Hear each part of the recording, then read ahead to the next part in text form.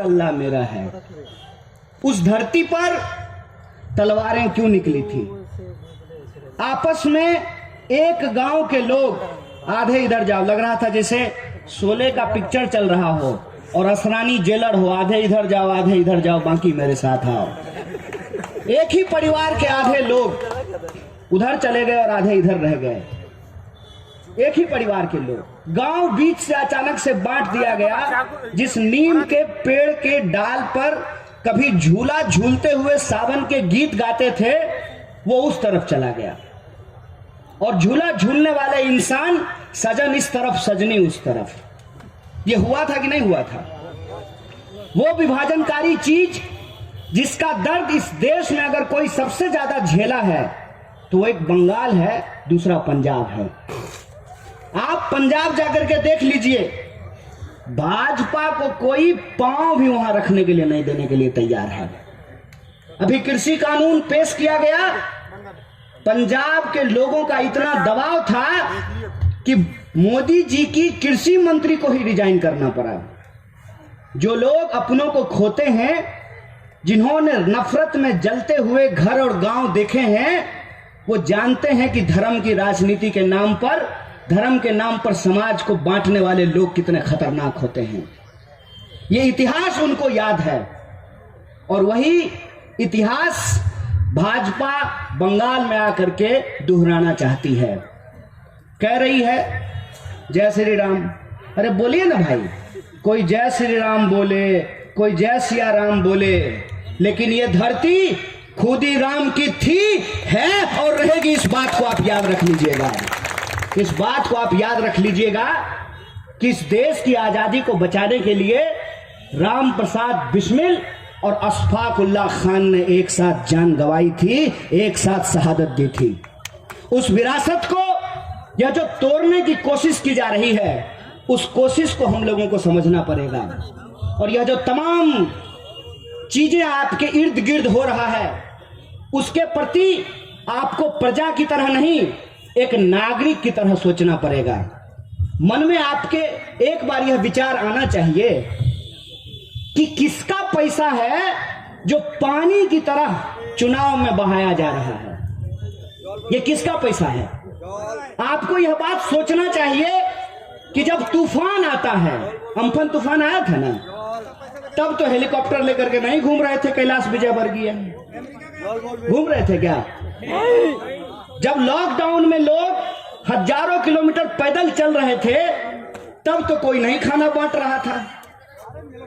इस देश के भीतर जब आम लोग अपनी समस्याओं में जूझ रहे होते हैं, तब तो कोई नहीं आता है पूछने के लिए। हम ये नहीं कह रहे हैं कि आप किसके पक्ष में खड़ा होना चाहते हैं, लेकिन एक बात आप हमको सोच करके बताइए कि कोई सरकार हो सकती है कि आपकी अपेक्षाओं पे खरी ना हुई हो सकता है कि किसी सरकार के प्रति आपके मन में शिकायत हो, लेकिन आप अपनी कमाई से शांति से अपने घर में जो खाना खाते हैं, कोई सरकार ऐसी चुन करके आए जो खाना भी ना दे, काम भी ना दे और आपका सुख चैन छीन ले, ऐसी सरकार को आप इस राज्य में लाना चाहते हैं कि नहीं लाना चाहते हैं, इसका विचार आपको करना पड़ेगा। और जिनको लगता है कि वाम फ्रंट का सरकार देख लिए, दीदी का सरकार देख लिए, एक बार भाजपा को भी देख लेते हैं, नया पार्टी है, फेयर एंड लवली है। पिछला वाला फेयर एंड लवली से मुंह गोड़ा नहीं हुआ था, तो अभी फेयर एंड लवली प्लस खरीद लेते हैं। कैसी बात है ये? मैं बिहार से आता हूं, 2005 से भाजपा सरकार में है। क्या बदल गया है बिहार का, हमको जरा बताइए। कितना एम्स खुल गया है, कितना IIT खुल गया है, कितना जो है बहाली जो होती है नौजवानों की, SSC की बहाली कितनी रेगुलर हो गई है, कितने नए उद्योग खुले हैं, कितनी नई सड़कें बन गई है, कुछ नहीं। ये कहते हैं कि हमको मौका दीजिए, हम विकास का गंगा बहाएंगे। हाँ, आप बहा रहे हैं ना मध्य प्रदेश में विकास का गंगा, सोनार बांग्ला। पूरे देश में तो आप ही की सरकार है ना, कहाँ है विकास की गंगा? हम भी विकास को ढूंढ रहे हैं। विकास वैसे गायब है जैसे गधे के सर से सींग गायब होता है। मुझे बता दीजिए ऐसा कौन सा चीज बीजेपी के आ जाने के बाद होगा जो पहले नहीं हो रहा था? ऐसी कौन सी बात हो जाएगी? ये बात आखिर बोला क्यों जा रहा है? इसके पीछे साजिश क्या है? इस साजिश को आप समझिए। वो आकर के ये बात नहीं करते हैं, ये नहीं बोलते हैं कि हम बंगाल में विकास कैसे करेंगे, वो हम धर्म कैसे मानेंगे, हम पूजा कैसे करेंगे, हम उपासना कैसे करेंगे, इस पे आकर के ज्ञान देते हैं। सुनो, भगवान हमारे, भक्त हम उनके, तुम कौन हो बीच में भाई? हमको कौन भगवान का कैसे पूजा करना है, हमको सजदे में कैसे सर झुकाना है, ये तुम तय करोगे। सरकार का काम लोग धर्म को कैसे पालन करेंगे ये बताना थोड़ी होता है। सरकार का काम होता है कि हमने आपको वोट दिया है, आप हमको सुरक्षा दीजिए, आप हमको नौकरी दीजिए, आप हमको सड़क दीजिए, आप हमको बिजली दीजिए, आप हमको पानी दीजिए। सरकार का काम ये होता है ना। आजकल नया भाषण देना शुरू किए हैं, बोल रहे हैं कि जीत करके आएंगे तो नवन्ना से वापस जो है सेक्रेटेरिएट को राइटर बिल्डिंग में लेकर के जाएंगे, आप चांद पे लेके चले जाइए, मंगल ग्रह पे लेके चले जाइए। उससे क्या होगा? सेक्रेटेरिएट को आप नवन्ना ले जाएं कि राइटर ले जाएं, अगर उस सेक्रेटेरिएट में बंगाल के नौजवानों के लिए रोजगार की भर्तियां नहीं निकलती हैं तो वो सेक्रेटेरिएट हमारे लिए कोई काम का नहीं है। हमको यह समझना पड़ेगा कि असली सवालों को गुमराह क्यों किया जाता है, क्यों भटकाया जाता है, और भटकाने के लिए बढ़िया बढ़िया कैमरा और बढ़िया बढ़िया गेटअप का इस्तेमाल किया जाता है। अभी मैं पटना से आ रहा हूं, एक पत्रकार ने हमको पूछा कि मोदी जी दाढ़ी बढ़ाए हैं, इसका क्या राज है? हम बोले सुनो, मोदी जी दाढ़ी बढ़ा लें कि चूल कटवा लें, कि उसको जो है ललका रंग से रंगवा लें कि हरियरका रंग से रंगवा लें, उससे हमको क्या लेना देना है? उनका दाढ़ी है, उनका बाल है, मन है तो बढ़ा लें, मन है तो कटा लें, इससे हमको क्या लेना देना है? तो आप उनकी दाढ़ी का बंगाल चुनाव पे कोई इम्पैक्ट देखते हैं कि नहीं देखते हैं? हम बोले भारी बुड़वक आदमी है जी, मैंने बंगाल के लोगों को इतना समझ नहीं है क्या कि वो किसी का दाढ़ी देख करके वोट दे देगा? हम ऐसे ही उस पत्रकार को डांट रहे थे और हमको पता नहीं था कि इस गेटअप का सचमुच में कोई मतलब है। जब हम आए, कलकत्ता एयरपोर्ट से बाहर निकले तो हर तरफ जो है मोदी जी अभिनय करते हुए नजर आए जैसे वो रविंद्रनाथ टैगोर हैं। हर पोस्टर पे जो है कहीं हाथ जोड़ के खड़ा हैं, कहीं आसमान में उंगली दिखा रहे हैं। तो हमको लगा कि मोदी जी प्रधानमंत्री पद से इस्तीफा दे करके बंगाल चुनाव में मुख्यमंत्री पद का उम्मीदवार हो गए हैं क्या? हर जगह उनका फोटो दिख रहा था। तो हम पूछे उनको, तो जो है एक हमारे दोस्त हैं, उन्होंने कहा है महाराज शुभ शुभ बोलिए, शेरू दिल्ली में बैठा हुआ है तो उसको पालने के चक्कर में 100 रुपये लीटर पेट्रोल खरीद रहे हैं, उसको यहाँ बंगाल भेज दीजिएगा तो 150 रुपये लीटर पेट्रोल खरीदना पड़ेगा।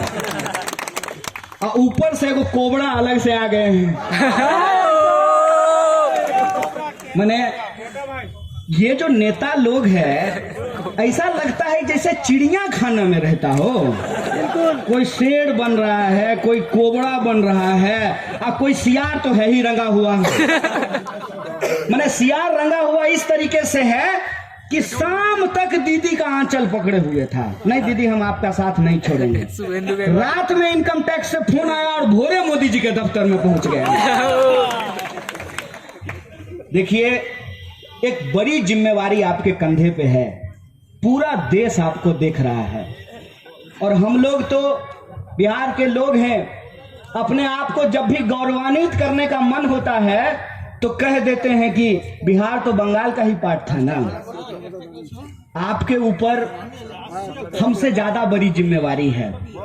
बिहार में हम लोग ले करके इस बार जो है ना ऑलमोस्ट हराने तक पहुंचा दिए थे। आप लोग जो है प्रबुद्ध लोग हैं, आपके पास जो है एक स्वर्णिम इतिहास है।